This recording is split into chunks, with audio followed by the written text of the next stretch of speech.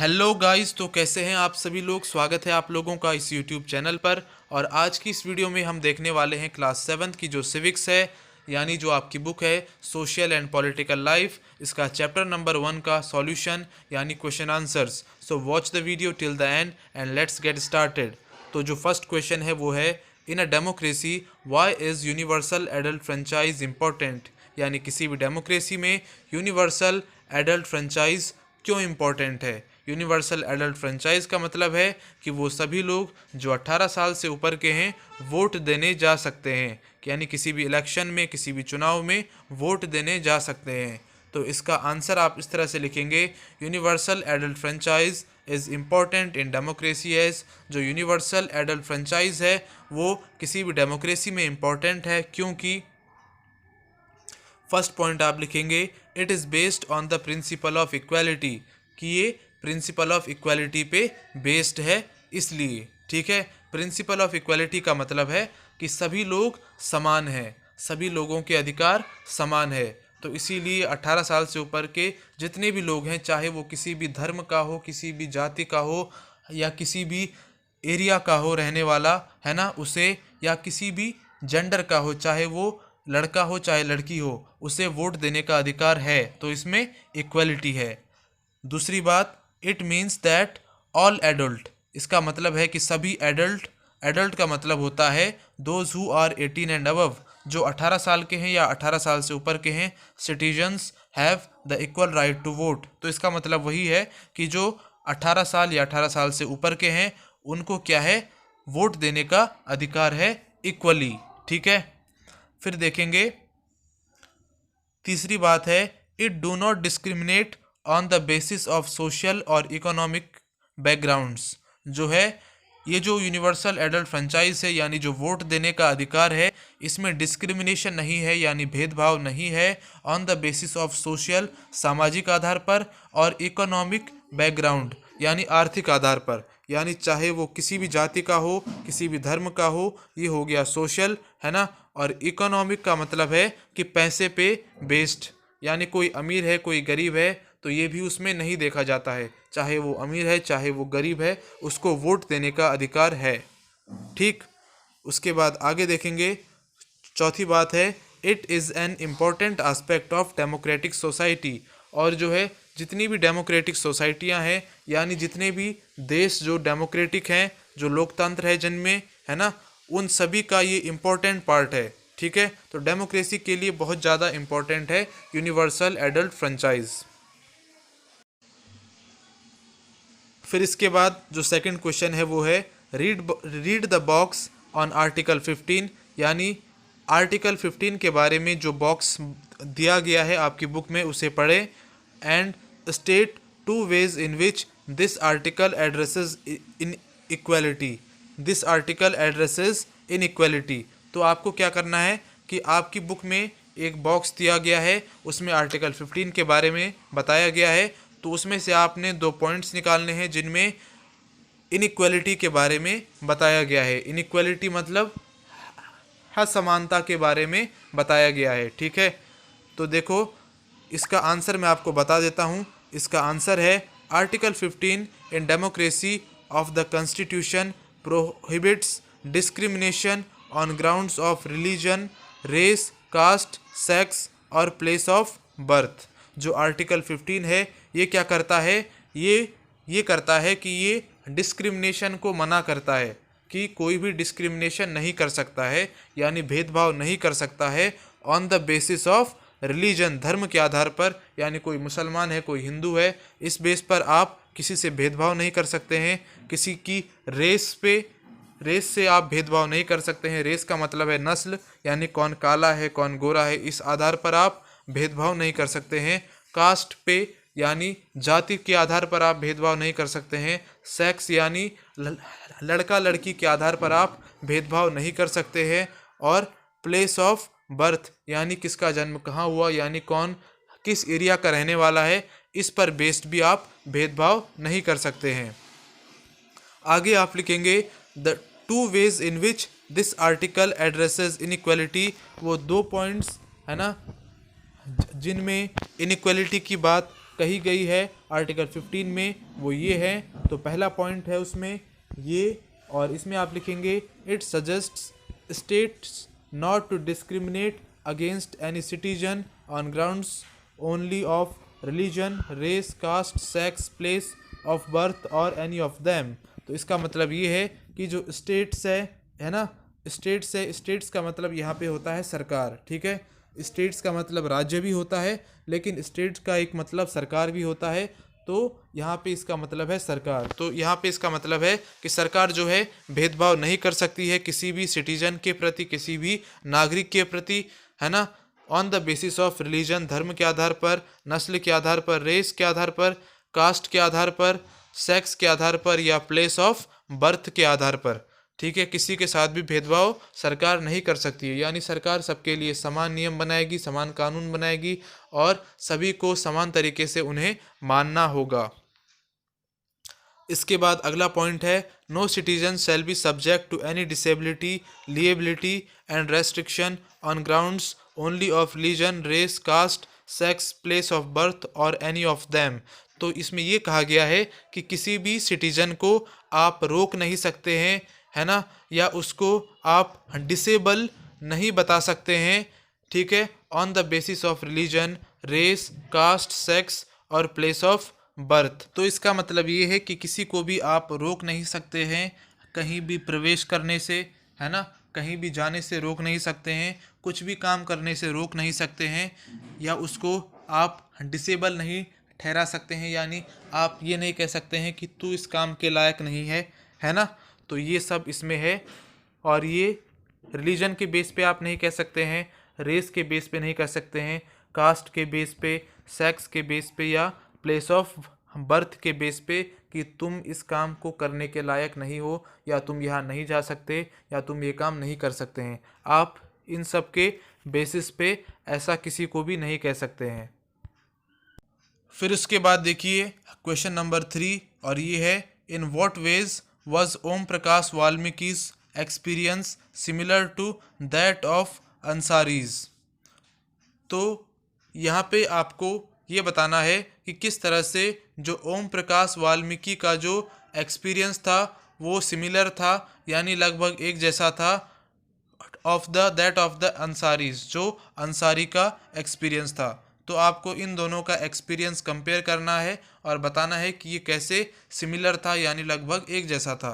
तो इसका आंसर आप इस तरह से लिखेंगे in following ways Om Prakash Valmiki's experience was similar to that of the Ansaris. तो नीचे दिए गए तरीकों में जो है, नीचे दिए गए तरीकों से जो है ओम प्रकाश वाल्मीकि का एक्सपीरियंस अंसारी के एक्सपीरियंस के सिमिलर था। तो आप सबसे पहला पॉइंट लिखेंगे both of them discriminated by the society on the basis of their caste और रिलीजन, यानी दोनों के साथ डिस्क्रिमिनेशन हुआ, भेदभाव हुआ on the basis of their caste, यानी उनकी जातियों के आधार पर, और उनके रिलीजन, उनके धर्म के आधार पर। उसके बाद सेकंड पॉइंट में आप लिखेंगे dignity and self respect of both of them get violated, यानी उनका जो सम्मान है ना, उनका जो सम्मान है और आत्मसम्मान है, ये जो है ये डिस्टर्ब किया गया, यानी उनका अपमान किया गया दोनों का, ठीक है। और उसके बाद आप लिखेंगे तीसरे पॉइंट में both suffered from unequal treatment, और दोनों के साथ भेदभाव किया गया। तो ये है। फिर इसके बाद अगला क्वेश्चन है क्वेश्चन नंबर 4, और ये है what do you understand by the term all persons are equal before the law. तो आपसे ये पूछा गया है कि आप इस सेंटेंस से, इस लाइन से क्या समझते हैं कि सभी लोग समान हैं कानून के सामने, ठीक है। Why do you think it is important in democracy, आपको क्यों लगता है कि ये डेमोक्रेसी में इम्पॉर्टेंट है। तो आपको इस लाइन के बारे में बताना है all persons are equal before the law, यानी सभी लोग कानून के सामने समान हैं, बराबर हैं। तो आप इससे क्या समझते हैं पहले तो, और फिर ये क्यों इम्पोर्टेंट है डेमोक्रेसी में। तो इसका आंसर आप लिखेंगे the term all persons are equal before the law means that everyone will be given justice before law by treating them equal. तो इसका ये मतलब है all persons are equal, all persons are equal before the law. इसका ये मतलब है कि हर किसी को जो है जस्टिस मिलेगा, यानी न्याय मिलेगा और बराबर न्याय मिलेगा, है ना, और उनको एक तरह से देखा जाएगा, यानी कानून के सामने सभी लोग समान होंगे। ठीक है, तो ये है। आगे देखेंगे, from the president of country to the common people all are equal in front of law. तो जो है चाहे वो देश का प्रेसिडेंट क्यों ना हो, है ना, राष्ट्रपति क्यों ना हो, या चाहे वो कोई आम आदमी कॉमन पीपुल क्यों ना हो, दोनों कानून के लिए बराबर हैं। अगर किसी ने भी कुछ गलत किया है तो उसे सज़ा मिलेगी। It is important in a democracy because, ये किसी भी डेमोक्रेसी में इम्पॉर्टेंट है क्योंकि जो पहला पॉइंट है वो ये है, democracy suggests that no one should be treated on unequal basis because of their wealth, caste, colour, religion, gender, etc. जो है डेमोक्रेसी में ये कहा जाता है, डेमोक्रेसी का मतलब ये है कि किसी के साथ भी भेदभाव नहीं होगा, किसी को भी अनइक्वल नहीं ठहराया जाएगा, कि उसके पास इस आधार पर नहीं ठहराया जाएगा कि उसके पास कितना पैसा है, कितना वो किस जाति का है, किस रंग का है, किस धर्म को मानता है, या कौन से जेंडर का है, मेल है कि फीमेल है। इस आधार पे किसी के साथ भी भेदभाव नहीं किया जा सकता है, उसे किसी दूसरे के कंपैरिजन में छोटा या बड़ा नहीं कहा जा सकता है। उसके बाद अगला पॉइंट है, it also ensures that no one will be given more preference for the same crime.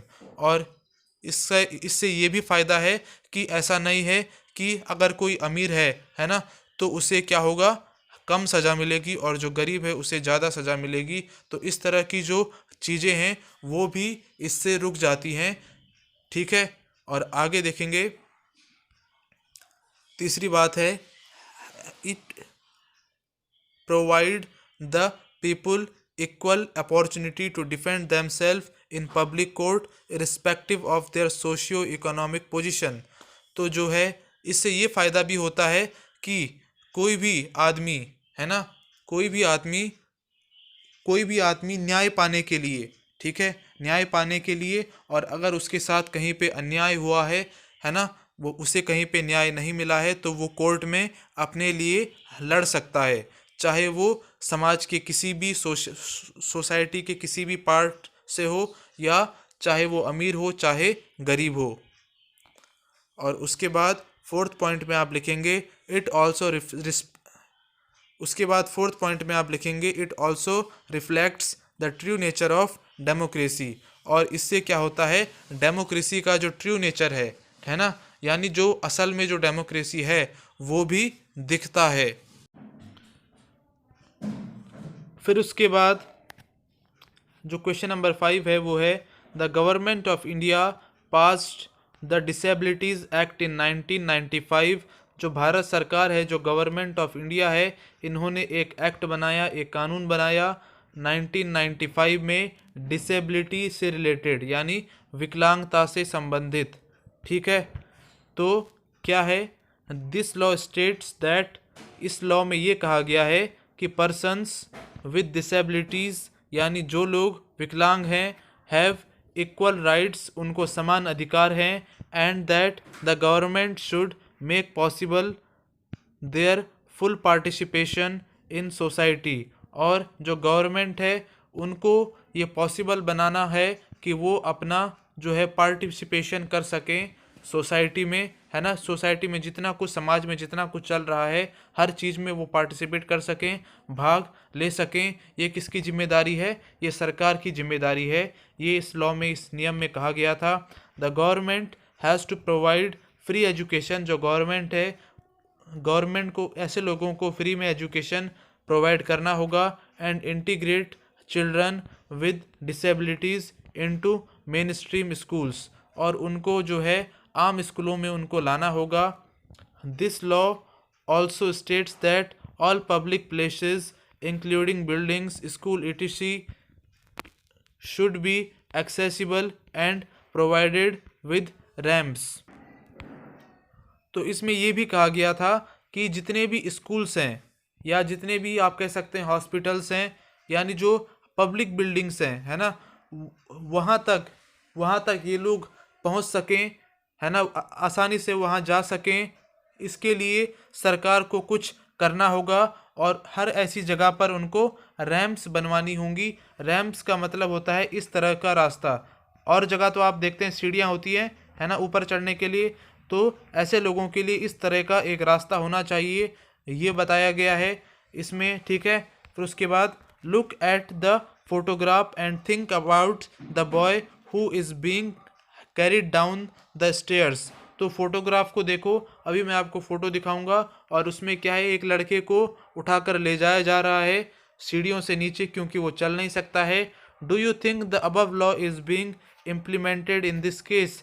तो आपको क्या लगता है, क्या इस लॉ का पालन हो रहा है, इस कानून का पालन हो रहा है इस फोटो के अनुसार। What needs to be done to make the building and accessible for him. ठीक है, तो आपको क्या लगता है कि ऐसा क्या किया जाना चाहिए ताकि वो जो बिल्डिंग है उसमें वो आदमी जिसे व्हील चेयर में ले जाया जा रहा है वो आसानी से जा सके, वहाँ तक पहुँच सके या अंदर बाहर आ जा सके। तो देखो ये वो फोटो है, बहुत हल्की दिखाई दे रही है। ये एक लड़का है और ये जो है ये व्हील चेयर पे है। इसकी व्हील चेयर को दो सिक्योरिटी गार्ड टाइप के लोग उठाकर नीचे ले जा रहे हैं।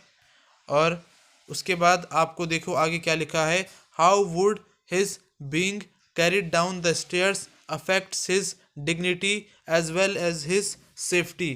तो आपको क्या लगता है कि उस लड़के को कैसा लग रहा होगा, क्या उसे अच्छा लग रहा होगा या उसे अपमान फील हो रहा होगा। ठीक है, और आपको ये भी बताना है कि ये उसकी सेफ्टी के लिए अच्छा है या नहीं है। तो इसका आंसर आप इस तरह से लिखेंगे, the boy in the photograph is disabled. तो जो फोटोग्राफ में जो लड़का है वो डिसेबल्ड है, विकलांग है। As per the law this building should have been accessible for him. तो उस लॉ के अनुसार, उस नियम के अनुसार जो है ये बिल्डिंग जो है वो उस आदमी के लिए एक्सेसिबल होनी चाहिए, यानी वो आदमी वहाँ अंदर बाहर आ जा सकता हो, ऐसी वहाँ व्यवस्था होनी चाहिए। But we see the law is not being implemented in this case. तो लेकिन हम यहाँ देख रहे हैं कि यहाँ पे उस कानून का पालन नहीं हो रहा है।